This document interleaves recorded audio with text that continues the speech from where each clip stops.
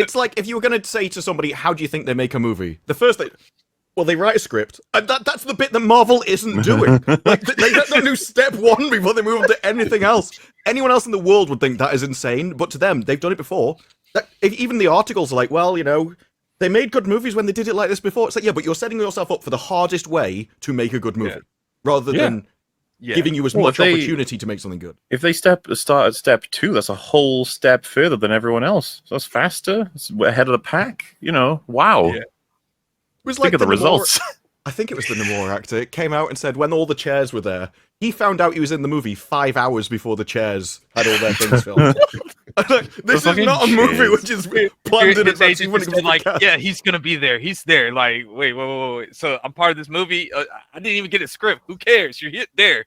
They're all under contract anyway, because wasn't that guy from the Eternals talking about this, where he was signed on for a 6-picture deal, acting like that was a guaranteed, like you're going to be in 6 movies, like starring them. No, that's not how it works. It just means they've got the option to bring you back for 6 movies because they know they might need you. That's what it used to be in the fucking 50s and 60s, where they would contract actors for 5 or 6 films, and then they would just be locked in there forever. So if they had big hits or no hits. That was just the way it worked, and they're going back to that. All these actors, like someone at Disney, in Star Wars, saying that she couldn't get any roles afterwards for like 2 or 3 years, and she felt burnt out and didn't know how to act anymore. So all these stories of strange disassociation from Hollywood by getting to the peak where you think the big opportunities would be. So it's like the music industry, basically. Yeah, like they have the control of your soul for like. You have to put out this amount of albums for this amount of years. Before we let you go. It's crazy. I mean, I could sort of understand the need for it in like an extended universe like Marvel, where okay, you introduce a character in one movie, they're probably going to need to make appearances in other films or TV shows or whatever, and so you need them on a contract so they can't just either vanish or hold you up for insane amounts of money to get them back. So I sort of understand the necessity for that, but it's like, I feel bad for that dude who was assuming it was a guaranteed, I'm going to be in 6 movies and it's going to be this incredible payday. No, it just means they can get you. It doesn't mean they will. And as it turns out, they don't want to because your movie fucking sucked. But, It's more that Disney don't even know, or Marvel don't even know when they want them. Daphne King just came out and said, I don't know if I'm in Doomsday. Even now, they're filming it. She doesn't know. But she hasn't been told yes or no as the movie's happening. Based on the recent pictures, they should absolutely cast her in it. Yes. Poor Mahershala Ali, he still ain't gonna get that Blade movie. He's like, dude, I'm ready. I'm ready to go. Next decade, we'll try it. He's gonna be 70 years old, and it's like, okay, we're finally ready to go into production. Right next to fucking 70-year-old Pattinson, where he's gonna be like, yay, Batman. You got a 90-year-old. What's his name? Wesley Snipes. Wesley Snipes coming on the rocker I've got that Blade coming, baby. Let's go. Let's go. The thing is, people would rather see Wesley Snipes come back now at 60 and do a 4th Blade movie. Fuck yeah. Old Man Blade. Yes. Great. It is the easiest for that. Yeah. With all this news about how people are getting into filming these things or whatnot with the scripts and stuff, I think we are either there or borderline at the point of you walk into an entirely green room and you just have to deliver they give you a script and it's just, we've got to get out of here, or I know a guy, or hey, look out. Well, they're just all right, we'll piece this together in post. Everyone say this selection. We're going to get a story at some point. They're like, oh no, we have to stop Doctor Doom. They're like, no, too specific. Can you just say stop that? We have to stop the villain. Yeah, that guy with the green trench coat over there. Yeah, I mean, it's funny because I was going to talk about this later, but fuck it, we've just segued into it now. You've got guys like Alan Cumming who just straight up came out and said, I was brought back in to play Nightcrawler again for Doomsday. I don't understand what I was supposed to be doing or what my role was in the movie or anything. It's literally just me in a green screen room, and then everything else is just going to be sorted out later. Yeah. And what a hell of a way to make a movie. What a depressing way to be making movies. Because crazy Jigsaw, Nightcrawler was a pretty cool character in the X-Men movies, and he had a significant role in the story. There was things for him to do, but imagine being relegated to just, I'm just in a green room, just saying generic lines that could be substituted for anything. The Fall Wow. of Grace, man. it was- He has arguably one of the best opening acts in X-Men 2, like in Marvel history. That opening act where he just takes on the whole entire CIA by himself, like It's awesome. It's iconic. so iconic, man. Like nothing stops them from recreating moments like that in modern media, but they just, they're not going to do it ever. Like they're going to opt for every other way. But in the future, though, I mean, the big stars with the heavyweight, prestige, why do they even need to go to a studio? They could have their own green room area in their own house, and they can just bring around a director to their house so they can shoot their bits and pieces. They don't even have to travel. They can do it remotely and shoot all those things. I know, yeah, just in his living room in his underwear, whatever. Just to fuck it. I did. There's a quote here from him. Said, "I did the entire film in isolation. Lots of green screen, face replacement. They even gave characters fake names. I don't know who I was acting with half the time." That's what I mean. It's egregious. Like, go over there, and then there's a blank, and it's like, can you say every character in the comics? It's like reading out at a train station thing where the train will be in 7.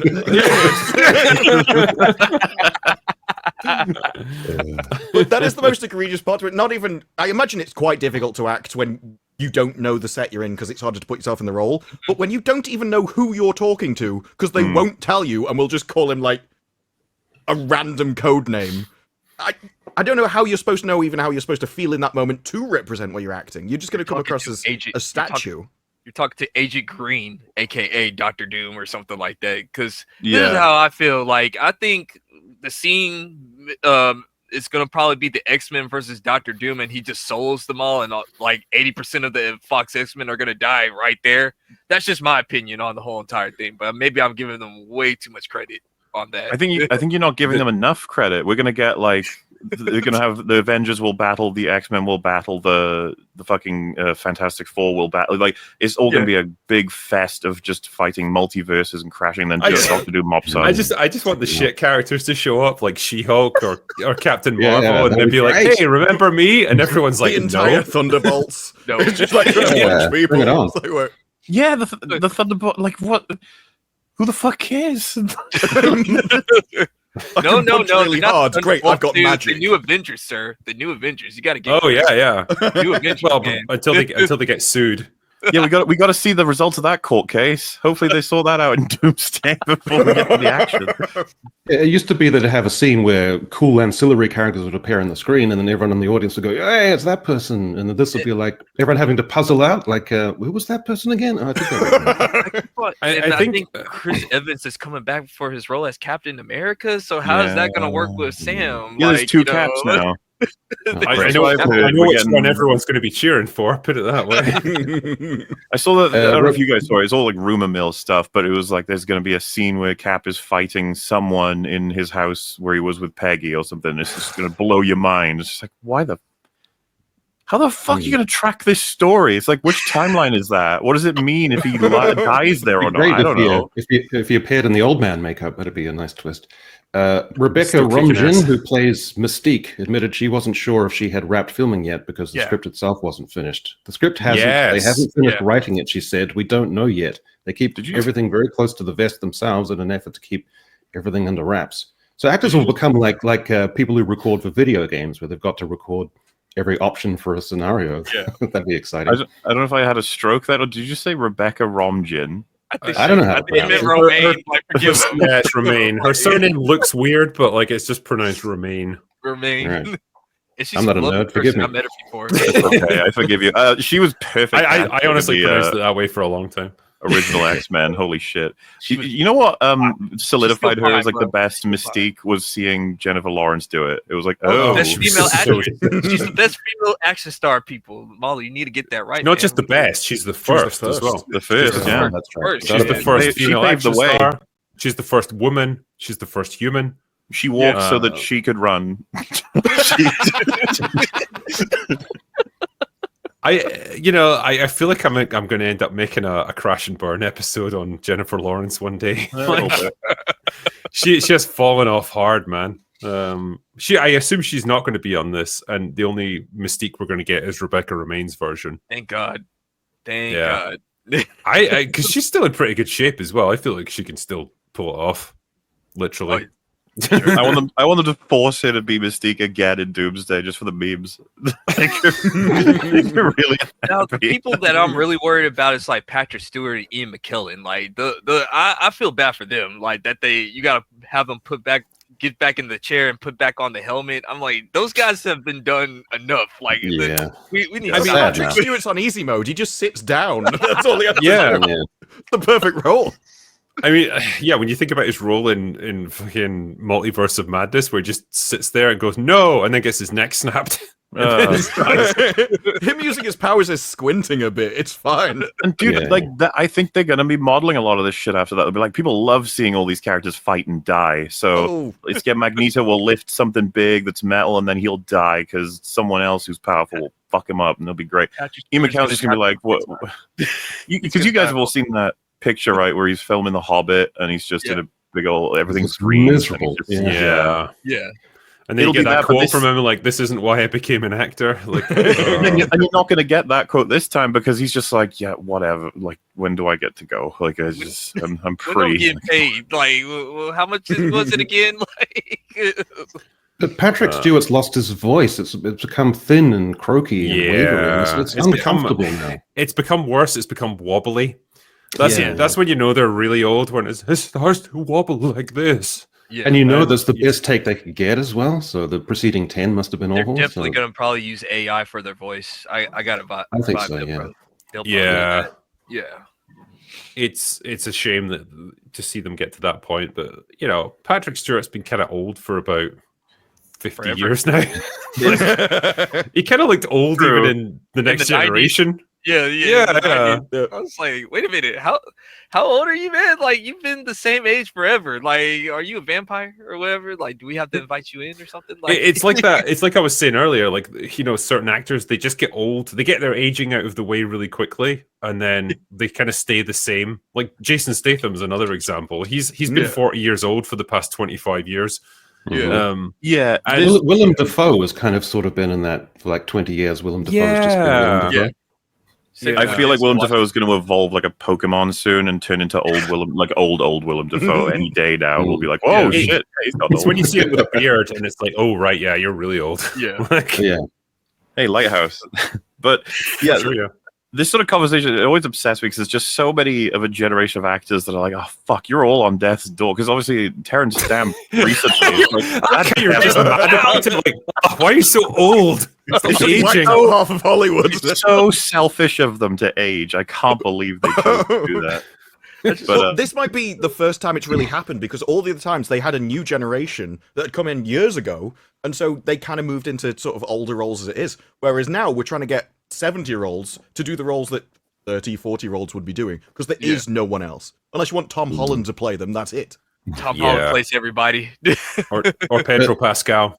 yeah. Well, get it's ready, moved guys, on to because- greener pastures now. But you know, like, There's going to be a couple of years where we're all going to have to go through this traumatic phase where all of these icons die, like Scorsese Yeah. and then John Williams We're- and Spielberg. It's going to be a nightmare for about We're 2 or hitting 3 that years. point now because we lost mean- Gene Hackman a few months ago. We're That's going to right. lose Yeah. Clint Eastwood probably quite soon, and William Shatner, Well, and you know, Michael Yeah. Caine.